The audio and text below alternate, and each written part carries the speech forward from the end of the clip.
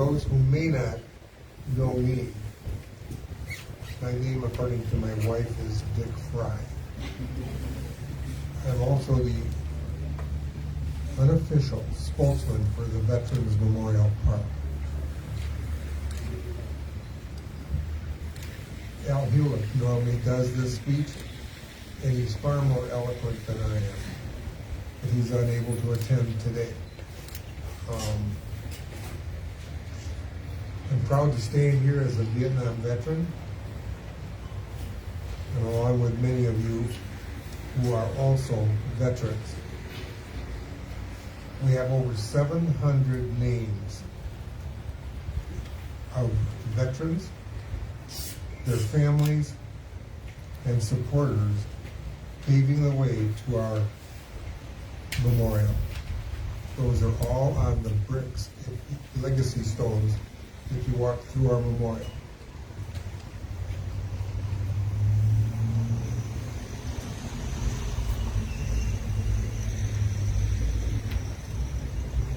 And we're grateful to all of them. We are also grateful to have this pavilion to stand under on this day. Today we have a veteran by the name of Jim Wester. Jim, please stand.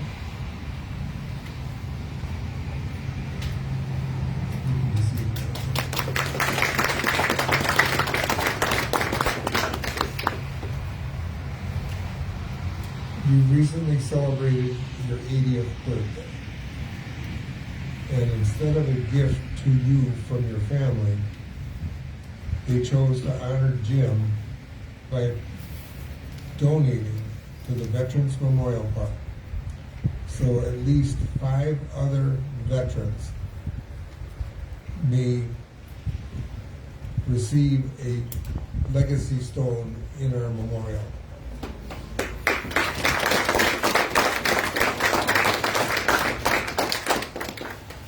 Thank you, Jim.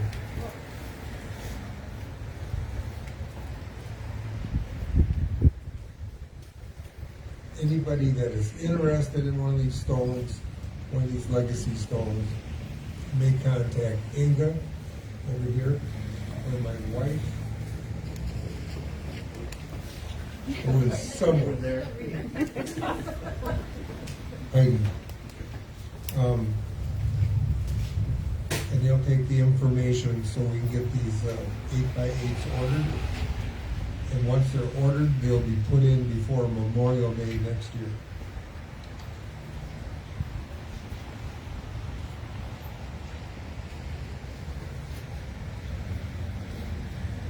I'm having a problem reading with these glasses.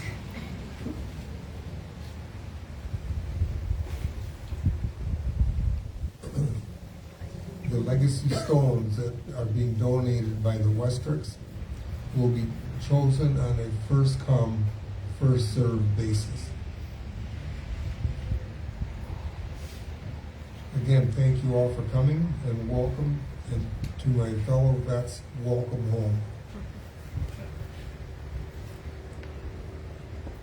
And now, Savannah O'Neill will begin our program with the singing of the national anthem.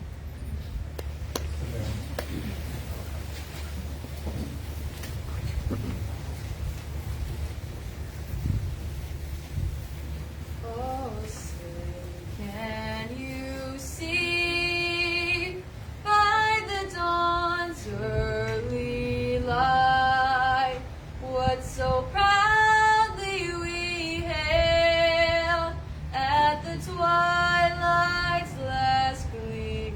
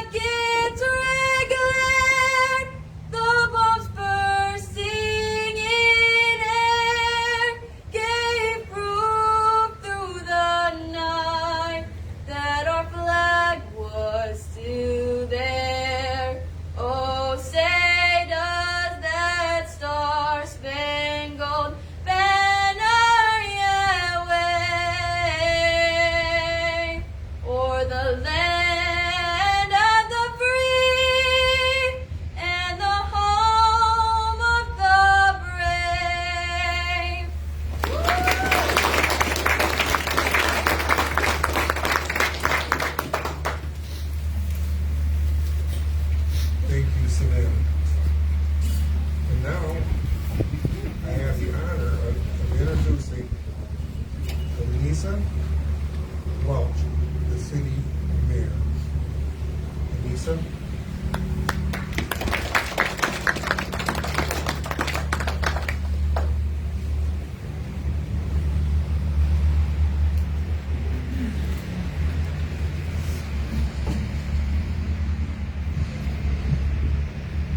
We have to do a little testing. Can the folks in the car with the windows down hear? Okay. Thank you. I always need a little extra hand here. And I have glasses that I'm going to have to take off to read.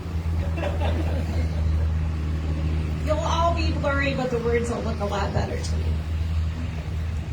Welcome. Thank you for coming out today on what is probably a Wisconsin fall day, right? And I appreciate you taking the time for joining us today. Before I get started on the main words I'm going to share with you today, I want to make sure that we acknowledge Sergeant Dick Frye. I know many of you probably already know this, but Dick received an incredible award this year from the National Society of the Daughters of the American Revolution and also the Wisconsin Society of the Daughters of the American Revolution. He was honored for being an outstanding veteran volunteer, statewide and regionally. Let's give a big hand.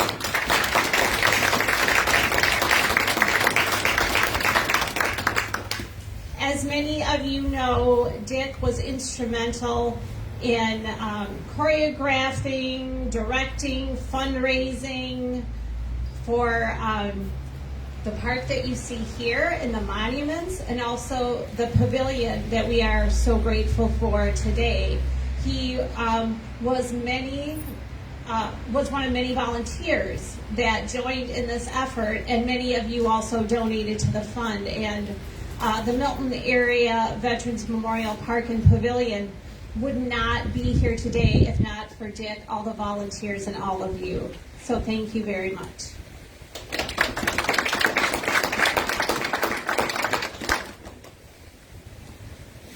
Today is a day for veterans and for all of us to remember and honor those who did what was needed when called to the defense of their country. We have supported our loved ones through their times of self-sacrifice and loyalty, as well as the most demanding, dangerous, terrifying, and noble times. Their acts of valor trickle into their civilian lives, and we dedicate this day to them. We remember those who made the ultimate sacrifice. We recognize the devotion and gallantry which all veterans exhibited by answering the call, stepping forward, and repeating the oath of enlistment. I do solemnly swear that I will support and defend the Constitution of the United States against all enemies, foreign and domestic, that I will bear true faith and allegiance to the same, and that I will obey the orders of the President of the United States and the orders of the officers appointed over me, according to regulations and the Uniform Code of Military Justice, so help me God. How veterans are honored today will have a profound impact on the future of our country. United States President George Washington stated, "The willingness with which our young people are likely to serve in any war, no matter how justified, shall be directly proportional to how they perceive the veterans of earlier wars were treated and appreciated by their nation." Maya Angelou, one of America's greatest poets, contributed an essential addition to the words of George Washington when she said, "How important it is for us to recognize and celebrate our heroes and sheroes." Yes, today is not just your fathers, uncles, and sons going into battle on your behalf. It is also your mothers, your aunts, and your daughters. The United States military veterans we honor now comprise one of the most diverse in our history. Black, white, Native American, Hispanic, Asian, Pacific Islander, and a total cross-section of American society. When in uniform, though, they are only soldiers, sailors, airmen and women, Marines, and Coast Guard men and women, all having sworn the same oath of allegiance and all bleeding the same color red. Now let me be clear. There are some cultural differences in the various military branches. Despite being part of the same United States Armed Forces, they don't always speak the same language. For example, take a simple phrase like secure the building. Tell that to someone in the Navy and they will likely just turn out the lights and lock the doors. Tell that to someone in the Army and they will hurry to put guards around the compound. Tell that to the Marines and they will assault the building, toss in a few grenades, and after destroying everything inside, they will go inside, they will take over and make a command post in the midst of the rubble. Now tell someone in the Air Force to secure the building, they will boldly charge forward and take out a 5-year lease with an option to buy. It's a little military humor. Today, there are about 2.5 million active duty reserve and National Guard soldiers, sailors, airmen, and women, and Marines. About 1% of the U.S. population serving. Veterans, an increasingly shrinking percentage of the American population, but never having a more significant impact. Statistics do not complete the story. What is it about these veterans? Why are they different? General Douglas MacArthur said, "The soldier above all others prays for peace, for it is the soldier who must suffer and bear the deepest wounds and scars of war." Another astute observer, Jose Naroski, quoted, "In war, there are no unwounded soldiers." When you meet and greet a military veteran, I encourage you to honor them for their dedication, commitment, and valor. Give any veteran a chance. They can show you some personal attributes that are hard to come by without military service that they endured. They can show you some life lessons that will benefit you, your family, and your organization. I'm going to share with you a few of these veteran attitudes today.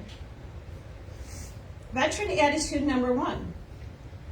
You can do more than you can imagine. There are many reasons people do not always go right to college but go to work or even join the military. How does the military take these people and help them overcome any self-doubts they may have and to help them excel? Every soldier, sailor, airman or woman, Marine, and Coast Guard men or women go through extensive training to include physical conditioning, mental challenges, and job-specific education. Fortune and Time magazine in 1949 and 1951 published studies on the impact of the veterans in higher education when 70% of the college classes were composed of veterans. What did university presidents, deans, and professors say? Words like, the best graduating class the country ever produced. By far the ablest students American college professors have ever been able to instruct. It is clear that the military teaches you that you can accomplish a lot more than even you think you can. Attitude number 2, the importance of a team. The military is a team effort. No one does anything alone. Veterans know the power of a team. Major operations involve the coordinated deployment of tens of thousands of personnel and the associated logistical requirement to provide food, clothing, shelter, transportation, fuel, What that means is you have to trust everyone to do their part, or the mission fails. So if you want to do meaningful, big stuff, build a great team. And as we are gathered here together, we can see that Team Sergeant Dick Frye did a wonderful job. There have been many circumstances in which, in order to suffice and sometimes live, soldiers have had to appreciate diversity and assemble a team of very diverse individuals. They have gone through very traumatic and life-changing experiences together, which has taught them the importance of a team. When it comes to life and death situation, external issues take a back burner, and people must come together to accomplish whatever needs to be done. Teamwork is a building block to a successful life in the professional, personal, or educational level. Veteran attitude number 3, the importance of trust in leadership. The military has found that the willingness of wounded military personnel to get back to their unit and potential combat action was not related to the lethality of the combat they were in or could face if they returned to their unit. It was more about the level of trust in themselves and their training, and belief in their team, and most importantly, belief in their leadership. Retired General Colin Powell, may he rest in peace, one of the world's most respected military leaders serving under multiple administrations, stated, "Trust is the glue that holds people together, and it is a lubricant that keeps an organization moving forward. So if you want to lead, inspire confidence and inspire trust." Veteran attitude number 4, the importance of a clear, defined, important, compelling mission, and the ability to adapt to change.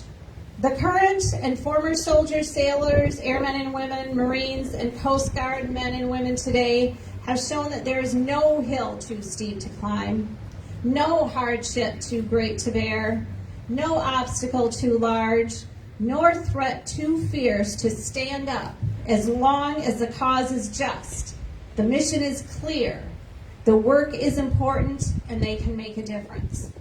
Veterans are people of service and have done extraordinary things that many of you and I will only dream of, and they want to do more. Change is inevitable in the military world. Vets learn to cope with it and learn from it. Veterans were constantly learning to cope with change of plan and missions.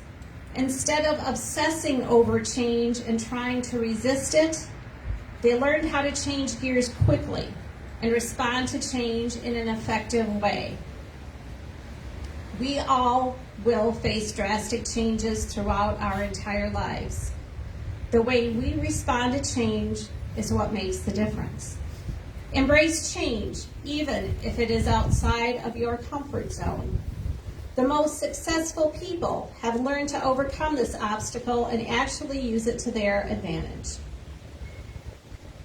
This is the last veteran attitude. Number 5, be grateful and don't sweat the small stuff. Veterans returning home have learned to appreciate what is important and not to sweat the small stuff. A veteran who hears someone complaining about the food at the local deli recalls when they ate prepackaged meals ready to eat, leaning on the hood of a Humvee for 2 weeks straight. 3 hot meals a day, sitting down at a table in a warm room are great. A veteran hears someone complaining their mattress is too hard, recalls when they were only getting a few hours of sleep a night in the cold, hard dirt of a dug-in defensive position. Many veterans recall being grateful when they had 3 hot meals and a cot. And finally, veterans are grateful because they made it home when one or more of their buddies did not. The hardest part in a veteran's life is leaving his or her life and family behind to do what he or she vowed to do as part of the U.S. military. And veterans have had to leave behind unborn babies, unfinished business, responsibilities, children and spouses to protect and serve our country. Some will return, others will not. That dire uncertainty fills the air with uncertainty and sadness. for their families. The best thing you can learn from a veteran is to appreciate where you are at this moment in life.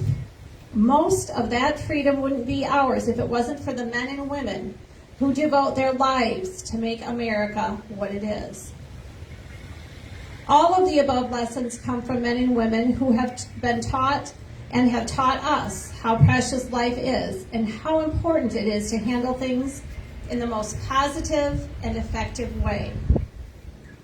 I've been inspired to live my life with the mindset of a soldier, a Marine, an airwoman, or a seawoman. This day is for you. We salute you for your bravery, your perseverance, and your passion for our country. A very special thank you is due to my own son and his fellow Marines who devoted years of their lives to serve and who recently lost one of their dedicated Marines from their unit. And we grieve and honor him today. You are my heroes, and I thank all of you for all you have done for this country. In closing, I would like to repeat the quote by President George Washington. He stated, "The willingness with which our young people are likely to serve in any war, no matter how justified, shall be directly proportional to how they perceive the veterans of earlier wars were treated and appreciated by their nation." The event that we hold today makes an important statement to the veterans that are here today and their families. It also makes an important statement to the potential veterans of tomorrow and the mothers and fathers of those potential veterans. They are now more likely to serve in times of crisis, knowing they will have your support and your gratitude. Maya Angelou said, "I have learned that people will forget what you said. People will forget what you did. But people will never forget how you made them feel." I hope today I did my part in making sure all of the veterans here and those still serving representing the community of Milton understood and feel appreciated. Thank you for coming today. God bless the United States and God bless Milton, Wisconsin.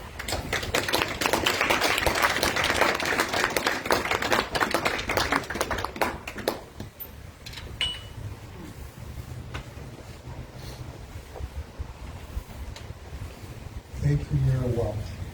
And thank you for your son Ted for his service in the United States Marine Corps. I'd like to add a special thanks to all of the Afghan veterans who have recently returned home. Once again, on behalf of the Milton Area Veterans Park, thank you all for coming today.